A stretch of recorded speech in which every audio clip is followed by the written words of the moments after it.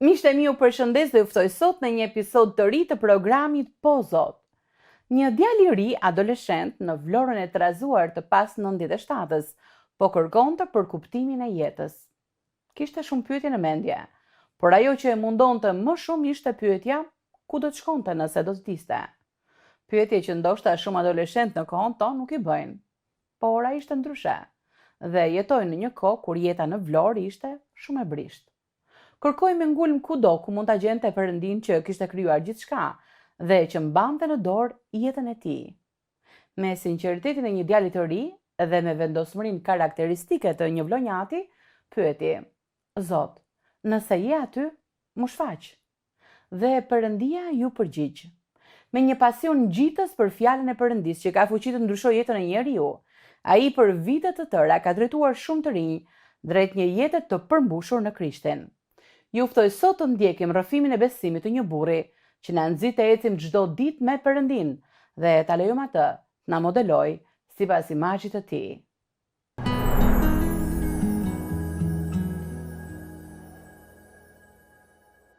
Mua më quajnë Julian Muhameti, edhe unë jam nga Vlora, kam lindur në Vlorë, edhe jetoj në Vlorë.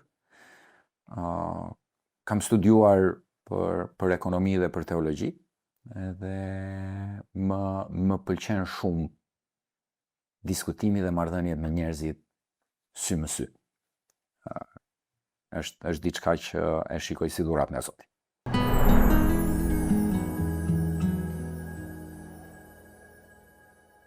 Herën e parë që kam dëgjuar vërtet zërin e Zotit është e ndryshme nga hera e parë që kam kërkuar fytyrën apo të dëgjoj zërin e Zotit. Unë në fakt kam mësuar për Krishtin sepse kam kërkuar për Krishtin. E mbaj mend si tani momentin e parë kur fillova të mendoja dhe thoja, ore, në qoftë se unë do të ndroja jetë tani, ku do të shkoja? Edhe mbaj mend i mbyllur aty në atë ambientin e shtëpisë duke menduar, Zot, në qoftë se je aty, shfaqu. Se unë e njoh veten. Edhe realisht kjo ka ndodhur mbas i thash, unë jam vlonjat edhe unë jam bëri krishter në 99-ën. Edhe jam bëri krishter mbas një eksperience ku rrezikova të humbja jetën me gjitha ato trazirat e Vlorës. Edhe fillova të kërkoja se çfarë do të ndodhte në qoftë se unë do të ndroja jetë. Edhe fillova të kërkoja Zotin. Ishte e vështirë, ishte në 99-ën duket si shumë afër, por është edhe shumë larg. Mund të them një eksperiencë interesante është që ishte e pamundur të gjeje një Bibël. Do të thënë që dikush të jepte një Bibël apo të jepte një 12-13 vjeçari një Bibël, nuk dothe. Edhe unë lexova Kur'anin, sepse po kërkoja Zotin, edhe mbi emrin e kam Muhameti. Kështu që ishte një libër që e kisha në shtëpi. Dhe nuk arrita. Nuk arrita të gjeja ngushëllim, por më saktë, duke qenë se unë jam analitik në të menduar, nuk arrita të gjeja sigurinë se çfarë do të ndodhë mbas vdekjes. Sepse mund t'i bëje të gjitha gjërat mirë, por pastaj përfundon që atje kur në momentin që do të peshohen e do të vije në zjarr, ajo peshorja mund të rëndojë nga anët negative, edhe ti prap nuk ke sigurinë. Duke qenë analitik, duke qenë dhe një person që lexoja, më pëlqen edhe sot e kësaj dite të lexoj, nuk isha i kënaqur. Kështu që fillova të lexoja dhe të kërkoja, edhe lutja ishte një Zoti që nuk e njihja, të mund të më shfaqe dhe të më fliste.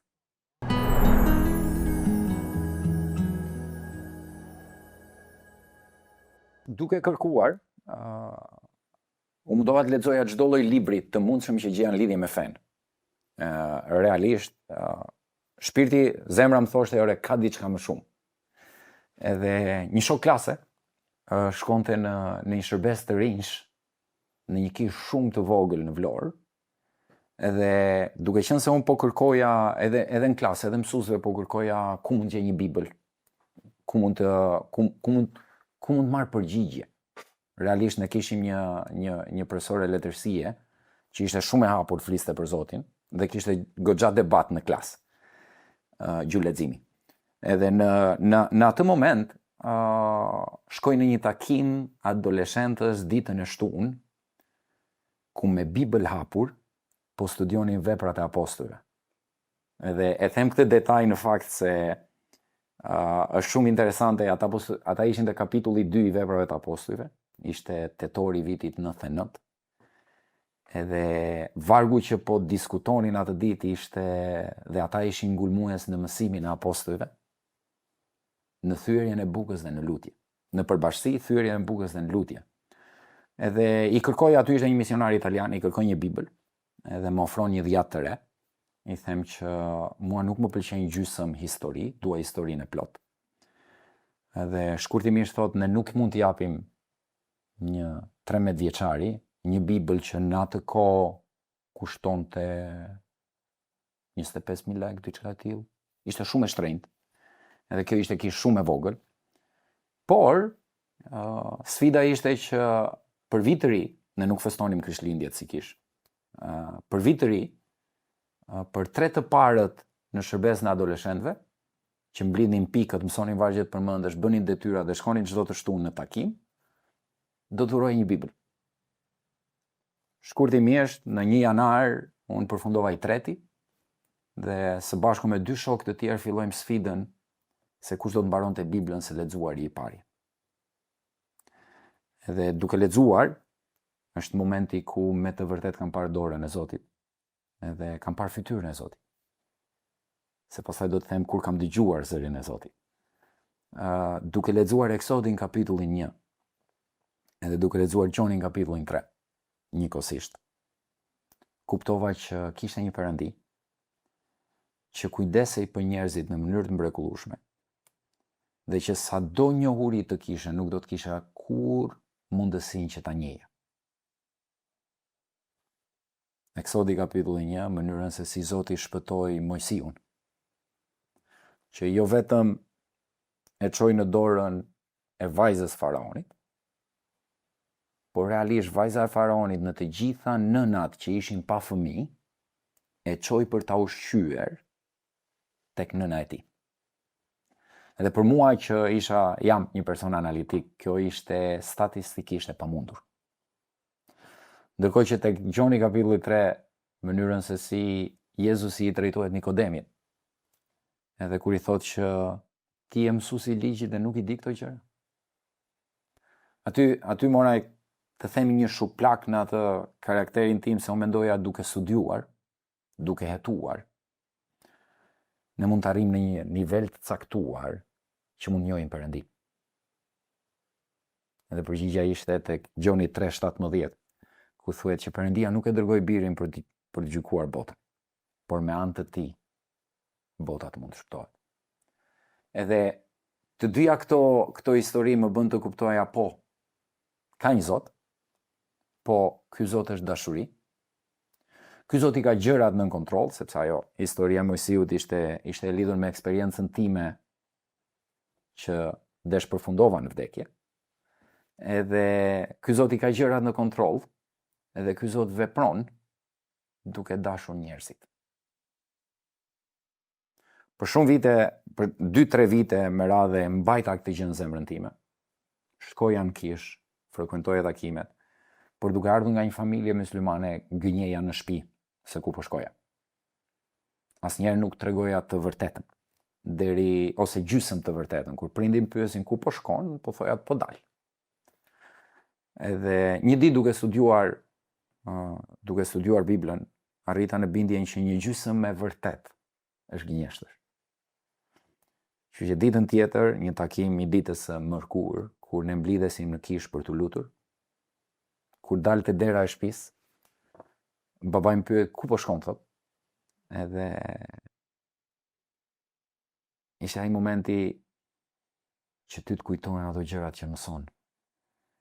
Edhe pa hezituar i thash po shkoj në kish. Babai çohet edhe vjen te dera dhe ne fillojmë të diskutojmë me zë të lartë. Edhe në një moment caktuar thot, në qoftë se del nga kjo derë shtëpie, mos hajde më. Edhe unë hap derën, 14 vjeç, edhe dal, shkoj në kishë edhe u them pleqve të kishës, them kanë nxjerr prindit nga shtëpia për shkak të besimit. Edhe e mbaj mend si tani në atë takim ishim 9 veta. Takim lutje në kishë, që në përgjithësi është takimi që ka më pak njerëz, thonë, është një gjë që më rëndon shpesh. Edhe pleqët e kishës më thonë, në rregull, ne do lutemi, thonë, në këtë takim. Edhe pastaj ti do shkosh në shtëpi. Ku do ta çonin ata një 14 vjeçar në vitet 2000?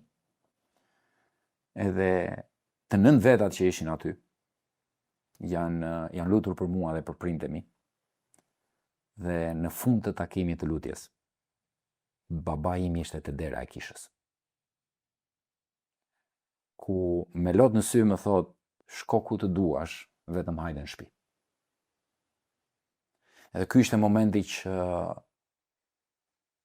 unë me të vërtet besova në lutje. Sepse ne si besimtar, kalojmë në përfaza, ne e besojmë Zotin me zë, e besojmë Zotin me mendje, e besojmë Zotin me zemër, por pastaj kalojmë në fazat që e besojmë Zotin në praktik. Pra, ne lutemi dhe themi, Jezus, unë po t'jap jetën time, po mbas kësaj lutje ne mësojmë si t'ja japim jetën tonë. Tani, babai im nuk më foli për 8 muaj mbas kësaj bisede. Edhe ishte situatë e vështirë, por shpesh e kthem mbrapa dhe mendoj, po mos ta kisha hapur atë derën për të dalë. Ku do isha sot? Edhe duke kthyer pyetjes në fillim, po e njojta Zotin nëpërmjet shkrimit, po e besova Zotin në praktik nëpërmjet lutjes. Edhe 9 veta besnik që vendosën një adoleshent në lutje përpara Zotit, që ndryshoi një zemër.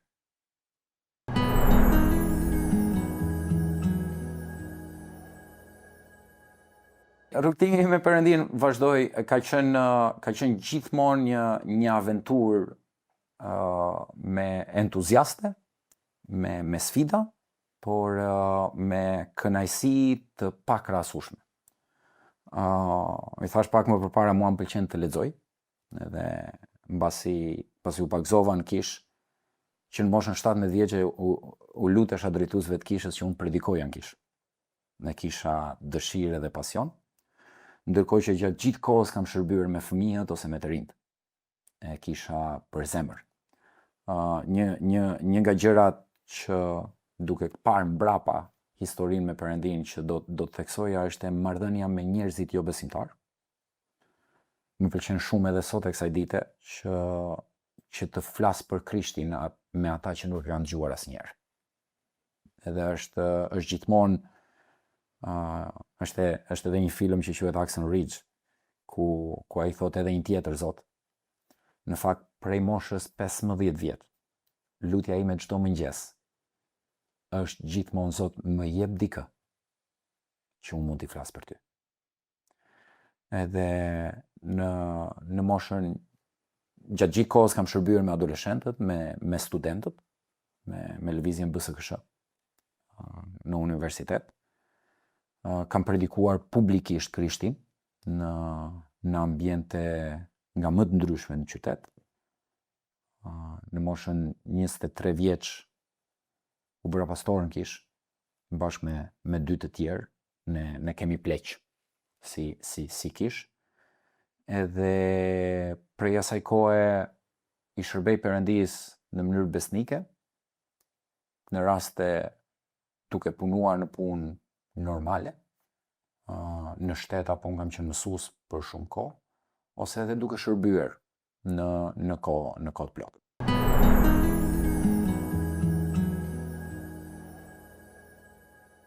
Një nga gjërat që mua më pëlqen të ndaj ungjillin është nëpërmjet fjalës Perëndis. Mua më pëlqen të lexoj Biblën me njerëzit. Edhe shpeshherë, për shembull, dikë që kam drejtuar tek Zoti para disa vitesh, sfida ishte, ai donte të më provonte që Bibla ka gabime. Dhe unë e sfidova dhe i thash, a mund të lexojmë Biblën bashkë dhe ti të më gjesh gabimet e ti shikojmë bashkë? Edhe filloi ideja, po jo nuk kam kohë, po jo kështu, dhe derisa arritëm konkluzionin edhe e sfidova që çdo mëngjes në 6 të mëngjesit do t'i ofroja kafen dhe do t'ulesha do të lexoja Biblën me të. Edhe filluam ta bëjmë për 3 muaj rresht. Edhe mbas 3 muajsh, mbasi lexuam Ungjillin e Gjonit së bashku, lexuam fjalët e urta. Edhe lexuam edhe Zanafillën.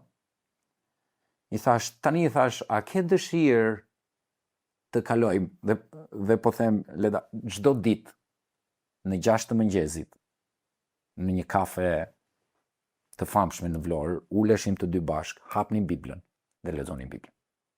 Para se ai t'ikte në shkollë, unë t'ikja në punë. Edhe pas 3 muajsh e sfidova dhe i thash, a e di ndryshimin midis leximit edhe studimit? Ishte një çun që lexonte shumë, studionte shumë. Edhe duke parë, duke diskutuar, nuk po arrinim konkluzioni. Zjata dorë, unë jam gjithmonë me çantë me vete. Zjata dorën te çanta dhe nxora 2 lapsa. Edhe thash, ndryshimi midis leximit dhe studimit është silolapsi. I thash, tani do të lexojmë Biblën bashkë. Dhe do t'i bëjmë Biblës 3 pyetje. Çfarë më mësoi për Zotin? Çfarë më mësoi për veten time? Dhe çfarë nuk po kuptoj? Për t'i rënë shkurt historisë, ky person u bë besimtar, njohu Krishtin nëpërmjet studimit Biblës, drejtoi te Krishti shokun e tij të ngushtë dhe shokun tjetër të dhomës. Dhe shoku i tij i ngushtë drejtoi te Krishti shokun e tij të klasës. Dhe kjo brenda një periudhe 6-7 muajsh. E gjitha sa që për një periudhë të gjatë kohe, leximi i Biblës në 6 të mëngjesit u bë traditë në të rinjtë e kishës tonë. Edhe jam shumë i lumtur se si Zoti e ka përdorur këtë gjë, po ka një gjë që kam mësuar nga gjithë kjo. Është që fjala e Perëndis ka me të vërtet fuqi. Ne mund të argumentojmë, ne mund të arsyetojmë, ne mund të tentojmë edhe të bindim nga ana filozofike, teologjike, intelektuale dhe gjitha me radhë. Po ajo fuqi që ka fjala e Perëndis nuk e ka asnjë gjë tjetër. Kështu që unë dhe sot e kësaj dite vazhdoj të bëj të njëjtën gjë. Në këtë moment, jo në 6 të mëngjesit, por në këtë moment jam duke studiuar Biblën me 3 çuna jo besimtar. Në mënyrë të ndryshme. Edhe kur shikon fytyrën e këtyre personave në momentin që kuptojnë thellësinë e asaj që është fjala e Zotit, është diçka e paimagjinueshme. Edhe jam shumë falënderues Zotit se nuk është e mirë qenë që ne të shikojmë njerëz që pranojnë Krishtin. Ne urdhërohemi që të shpallim fjalën. Dhe nuk na është premtuar që ne do të shikojmë frytin e asaj që shpallim. Por Zoti më ka dhënë bekimin edhe më ka dhënë kënaqësinë të shikoj shumë njerëz që e pranojnë atë.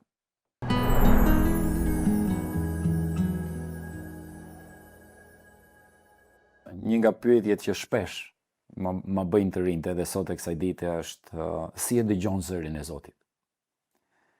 Edhe unë mendoj që zëri i Zotit është një element fundor i diçkaje që fillon shumë më përpara. Sepse kur ne pranojmë Krishtin si Zot dhe shpëtimtar, ne hymë në një marrëdhënie. Edhe në shtëpi, marrëdhënien brenda shtëpisë, brenda familjes, nuk është zëri që ka ndikim. Unë jam baba i 2 vajzave, edhe nuk ndikon shumë se çfarë unë them në përfundimtaren, se sa çfarë unë bëj gjatë gjithë ditës. Çfarë dua të them me këtë? Dua të them që zëri i Zotit në fakt si konkluzioni përfundimtar i një situate, ka të bëjë me marrëdhënien që ti ke me Zotin. Kështu që unë një nga gjërat që vë re, edhe kam vënë re si një nga dobësitë më të mëdha të kishës, është disiplina. Jo disiplina në termin negativ që e kemi në shqiptarët, e asaj shuplakës, e asaj që japin prindi, po disiplina biblike.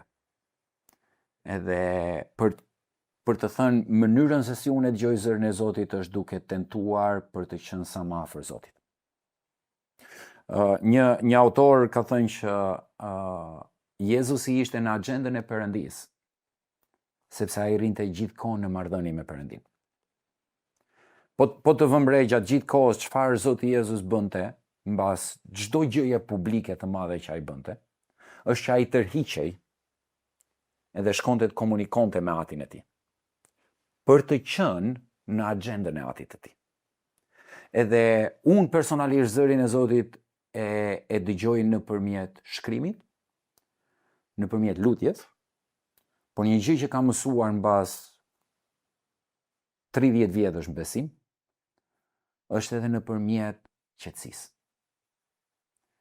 Ne flasim për të dëgjuar zërin e Zotit, dhe shumë prej nesh thonë, është shumë e vështirë ta dëgjosh zërin e Zotit. Por si mund të dëgjojmë ne? Si e dëgjojmë ne njëri tjetrin?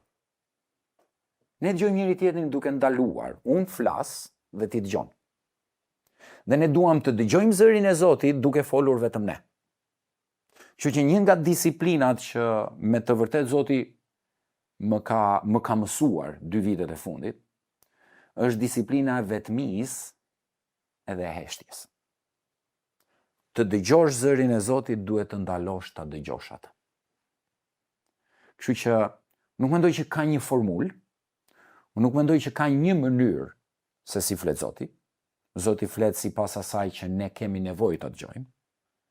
Por mendoj që ka një disiplinë që e bën besimtarin të dëgjojë zërin e Zotit. Kështu që si konkluzion do të thoja, nëse do të dëgjosh zërin e Zotit, ndalo për ta dëgjuar atë. Të riqu me një anë.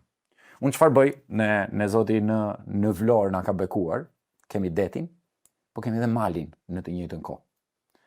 Edhe prej 2 vjetësh kam filluar një disiplinë të re që për një mbasdite unë fik telefonin, një mbasdite në muaj, unë fik telefonin dhe largohem diku ku jam vetëm. Dhe i flas Zotit për sa kam për të folur dhe pastaj ndaloj. Në qetësi edhe them Zot, jam këtu, më fol. Ka diçka të veçantë në vetmin. Ka diçka të veçantë në atë shkëputjen edhe në atë qetësinë.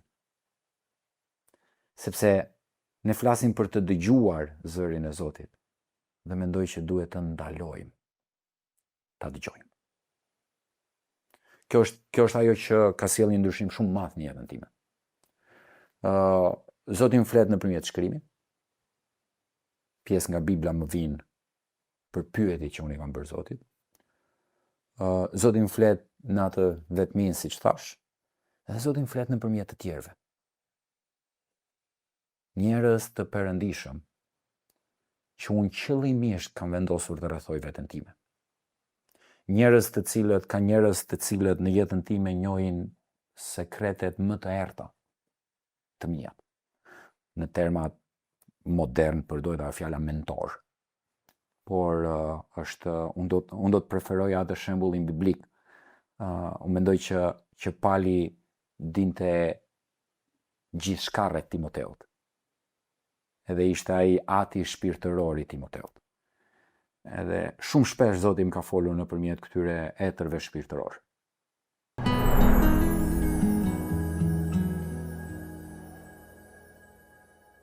Para 2 vjetësh, rastësisht, zbulova që kisha tumor në stomak.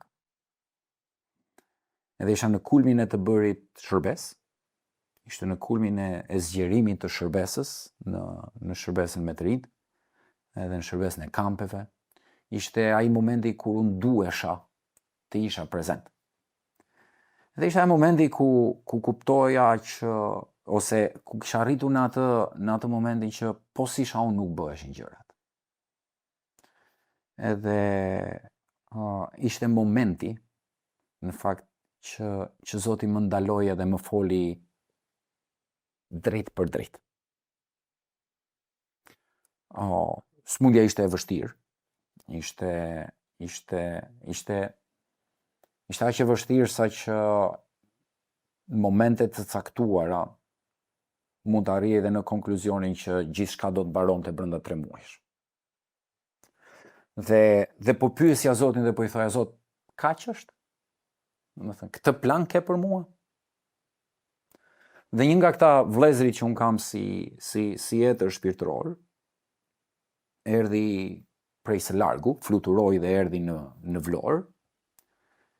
Edhe një nga gjërat që më tha, fjalë për fjalë, në detaj, megjithëse më kërkove në detaj, më tha, Jul, unë e di që pyetja që i ke bërë Zotit është, a është kjo? A është kaq? Dhe unë dua të them këtë gjë, që Zoti ka plane për ty. Dhe Zoti nuk ka mbaruar punë me ty. Tani dikush do të thotë, a ishte ky zëri i Zotit?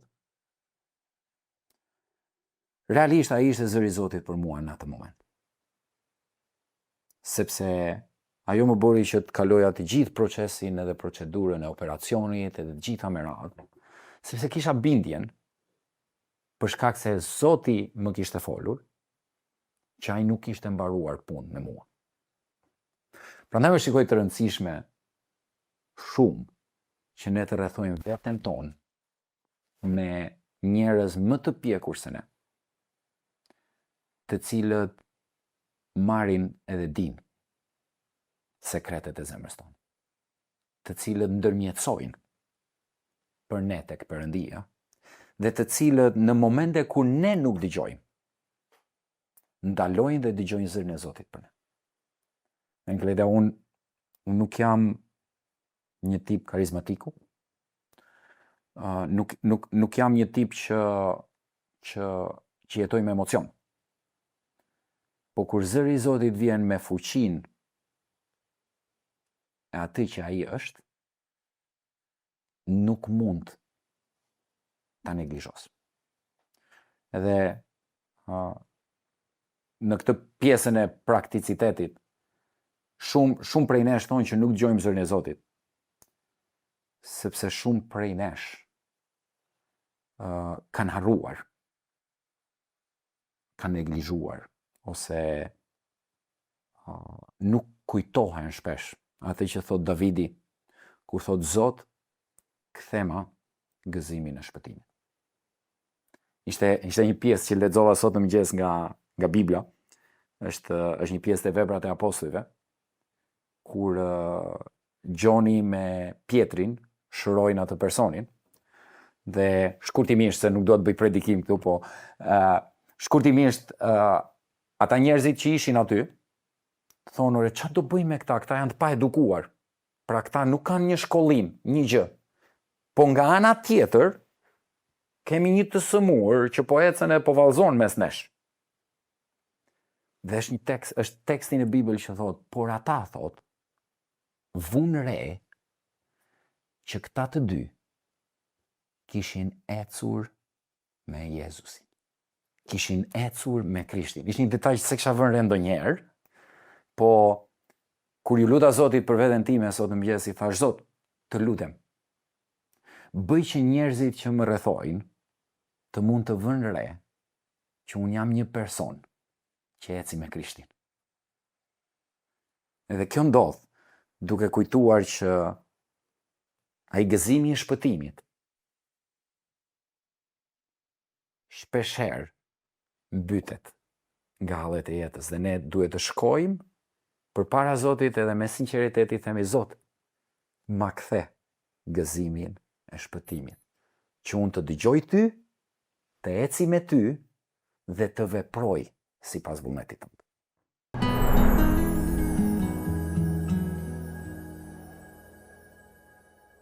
Grupi njerëzve më i vështirë për të ndallur Ungjillin në Shqipëri për mua, ose Shqipëria është e ndarë dhe në zona. Dhe unë jam goxha lokalist. Unë jam nga Vlorën e quaj si fshati i Shqipërisë. Po ajo që kam vënë re, për mua njerëzit më të vështirë janë njerëzit që presupozojnë që dinë të vërtetën. Çfarë dua të them? Edhe këtu nuk dua të jem fare gjykues, edhe nuk dua të jem as para gjykues. Por ka një kategori njerëzish në Shqipëri që mendojnë që i dinë të gjitha. Por njerëzit më të vështirë të japin dhe kënaqësinë më të madhe. Edhe unë shpeshherë me këta lloj njerëzish, kur ballafaqohem, mundohem që të vendos një bazë në diskutim. Edhe përsëri ti do thuash, o Jul, po prap aty realisht, po unë vendos edhe u them këtyre njerëzve që baza dhe themeli i argumentit tim është Bibla. Ti mund të zgjedhësh bazën dhe themelin të argumentit tënd, por nuk mund të paragjykosh bazën edhe themelin e argumentit tim. Kjo është gjëja e parë. Dhe gjëja e dytë është kur njerëzit pretendojnë që citojnë shkrimin. Kjo është diçka që e kam vënë re shpesh. Shumë njerëz pretendojnë që e dinë Biblën. Shumë njerëz tani edhe në moshën e AI-t e çojnë në chat, edhe pretendojnë që atë që thot chati është ajo që thot Bibla. Edhe nuk dua të hyj tek argumenti, por chati është i programuar në mënyrë të tillë që ti përgjigjet kënaqësisë tënde. Dhe ai do të jap diçka jashtë kontekstit që të përmbush atë që ti je. Dhe në këtë rast, unë mundohem gjatë gjithë kohës të them le të hapim Biblën. Kudo që janë, lokal, në autobus, kudo që janë, mund të hapim Biblën. Unë kam çantën aty dhe unë kam Biblën fizike në çantë. E mbaj gjithë kohën në çantën time. Edhe ky lloj kategorie njerëzish, edhe pse janë të vështirë, do të them edhe një gjë tjetër, që kur këta njerëz pranojnë Krishtin, këta janë motora të promovimit të ungjillizimit dhe të bërit të gjërave për Perëndin. Sepse realisht ata shkojnë në një kategori të tillë nga dëshira e madhe që kanë për t'i dhënë kuptim asaj që po ndodh. Edhe një kategori tjetër për mua që është shumë e vështirë janë fëmijët. Pse them është shumë e vështirë? Sepse pyetjet e fëmijëve, sado të thjeshta janë ndër më të vështirat. Edhe përsëri unë e kam shumë qef, edhe më pëlqen jashtëmase ndaj ungjillit me fëmijët. Sepse na sfidon neve ne ndonjëherë bëhemi profesionistë krishterë. Edhe fëmijët na çojnë në atë nivelin e themelit, bazës, sa asaj që Bibla flet.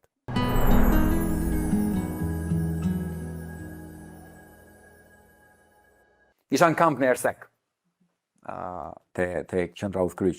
Edhe isha në dhomë me 6 para adoleshent, mosha 10-14 vjeç. Edhe një prej tyre ishte mbrëmje, ishte një mbrëmje fantastike hëna ishte e plot, dukej zbardhur i gjithë mali nga lartë i Ersekës.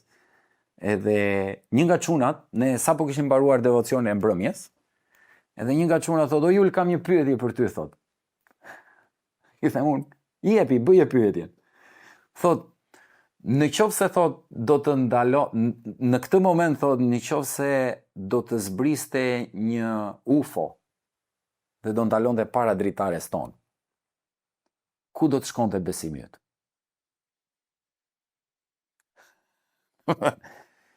Imagjino, ke kaluar një ditë plot aktivitete në kamp, i ke futur me zorf çunat në dhomë, ke bërë dhe atë pjesën serioze të devocionit, je shtrirë për të fjetur gjumë sepse fillon një ditë tjetër në 5 të mëngjesit, dhe të vjen kjo pyetje. Unë ndalova një moment edhe i thash, besimi im i thash do të dyfishoj. Edhe ishte. Pse? I thash sepse po mendoja, i thash që në Bibël nuk është shkruar asnjëherë që Zoti nuk krijoi krijesa të tjera. Por ajo që është shkruar në Bibël, i thash, është që Zoti krijoi njeriun sipas imazhit të tij. Dhe është e vetmja krijesë që ai dha jetën e birit të tij. Ai çuni sot është i rritur, është i martuar, është antar i kishës tonë, edhe është besimtar.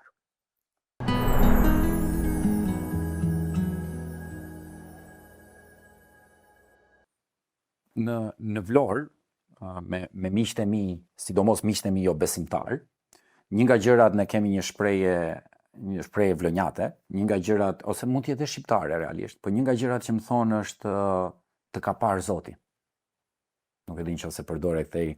Edhe përgjigjja ime është standarde dhe ka qenë gjithmonë standarde që Zoti, u them këtyre miqve mi, Zoti shikon ata që shikojnë. Edhe dua ta marr këtë shprehje tani që unë përdor me jo besimtare për dhënë një këshill besimtarëve. Është një shembull që e marr dhe shpesh herë në kish. Që ti kur nuk do të shkoje tek një person që ti e dije që nuk ka studiuar për mjeksi, dhe të vizitosh veten dhe të marrësh këshilla mjekësore nga ai person. Ajo çfarë ndodh me besimtarin, ne marrim titullin besimtar në momentin që besojmë në Jezusin si Zot dhe Shpëtimtar. Por ky titull nuk na jep gjithçka.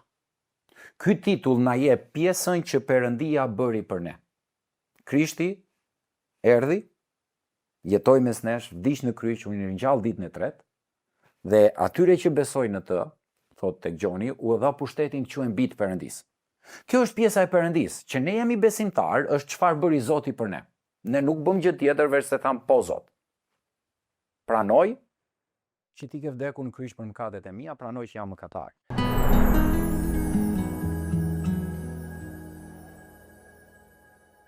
Ajo që ne realisht duhet të fillojmë të bëjmë mbas këtij veprimi, është t'i japim mundësinë Perëndisë të na modeloj. Dhe mundësia e Perëndisë për të na modeluar nuk i jepet në kohën tonë të lirë. Që një këshill shumë e thjeshtë për mua është, nëse do të modelohesh nga Zoti, duhet kalosh kohë me Zotin. Nëse nuk e dëgjon zërin e Zotit, duhet të ndalosh për të dëgjuar edhe jo të flasësh. Siç ndalojmë për të dëgjuar një mik, siç ndalojmë për të dëgjuar prindrit, familjarët, siç ndalojmë për të dëgjuar mësuesit në shkollë. A do të kishte vlerë leksioni i një pedagogu kur klasa do të gumzhinte me zhurmë gjatë gjithë kohës? A do të thotë që pedagogu nuk është duke folur? Jo. Ai është duke folur, por ti nuk po dëgjon. Është e njëjta gjë në marrëdhënie me Perëndin. Zoti është duke tentuar të flasi, por ne nuk ndalojmë ta dëgjojmë. Dhe realisht ne nuk ndalojmë ta dëgjojmë sepse tashmë teknologjia është bërë e tillë që gjithçka është e rrethuar mbas asaj pajisjes që ne mbajmë në dorë.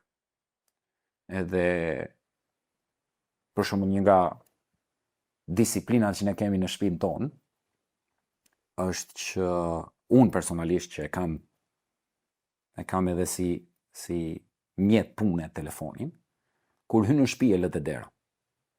Kemi atë mbajtjen e këpucëve sa hyn te dera e shtëpisë, telefoni im shkon atje. Sepse unë kam nevojë që të lidhem me gocat e mia dhe me nusën time.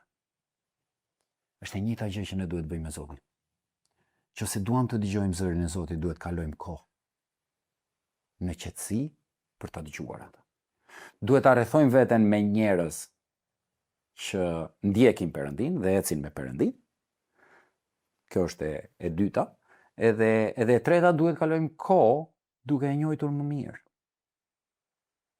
Sepse kur ne kemi vështirësi për të dëgjuar zërin e Zotit, do të thotë që ne nuk e dim se si ai flet. Se që Zoti flet, është e sigurt.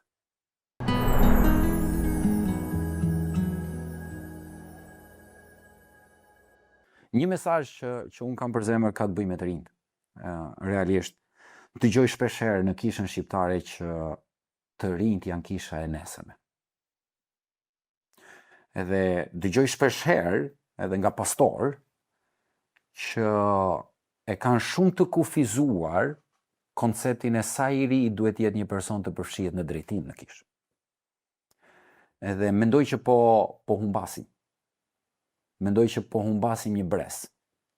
Duke konsideruar të rinjt kisha e nesërme, ne u themi atyre që ju do të keni kohën tuaj.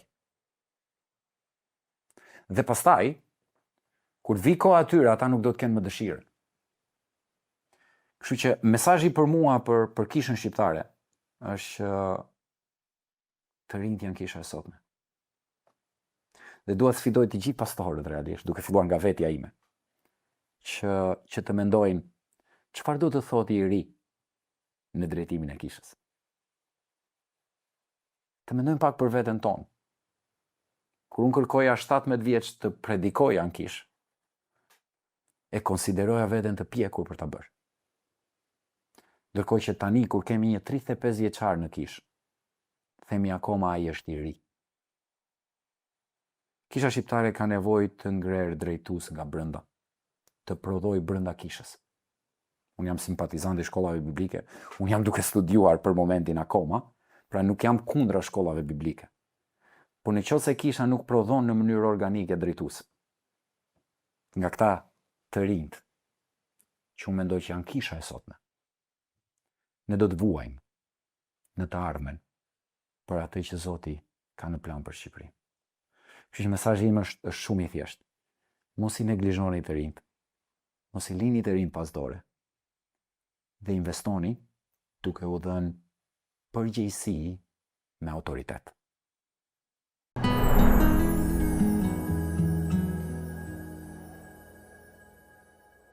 Mendjet dhe zemrat tona janë të mbushura kaq shumë sa që duket e vështirë të dëgjosh zërin e Perëndis. Tek Luka kapitulli 1 shikojmë Zakarian që po shërbente në tempull vetëm. Dhe ishte ky moment ku përjetoi një takim të jashtëzakonshëm me Perëndin. Në atë moment të shenjtë, larg shpërqendrimeve dhe zhurmës së botës, angjëlli Gabriel ju shfaq me një mesazh që do të ndryshonte jetën përgjithmonë. Sa herë që vetë shohemi e qëndrojmë vetëm për vetëm me Perëndin, ne vendosim veten tonë në një pozicion ku mund ta dëgjojmë zërin e Tij. Heshtja nuk është kohë e humbur. Përkundrazi, shpesh është vendi ku Perëndia na mbush dhe na ri për të rinë. Ndonjëherë na duhet vetëm të ndalim, të marrim frymë thellë dhe të shijojmë pranin e Tij përreth nesh. Fshfërima e erës, kënga e zogjve, ritmi i frymarrjes tonë, qetësia e mëngjesit apo freskëja e mbrëmjes, të gjitha na kujtojnë se Perëndia ynë është pranë. Heshtja e përgatit zemrën tonë për zbulesë, për adhurim dhe për një besim të ri për të rirë.